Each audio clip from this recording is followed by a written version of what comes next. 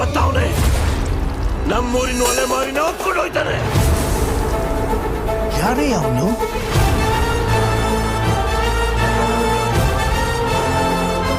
ನಮ್ಮೂರು ಭೀಮ್ನಳ್ಳಿ, ಕುಲ್ಮೇನೆ ದೇವಸ್ಥಾನ. ಕೆಲ್ಸನೇ ದ್ಯಾವ್ರು ಅನ್ಕೊಂಡಿದ್ ನನಗೆ ಆ ದ್ಯಾವ್ರು ಕೊಟ್ಟು ವರ ಏನಂದ್ರೆ 1000 ಮಚ್ಚು 100 ಕಡೆ ತಯಾರಾದ್ರು ಅದ್ರಾಗೆ ನಾನ್ ಮಾಡಿರೋ ಮಚ್ಚು ಯಾವುದು ಅಂತ ಗುರ್ತಿಡ್ಬಿಡ್ತಿದ್ದೆ.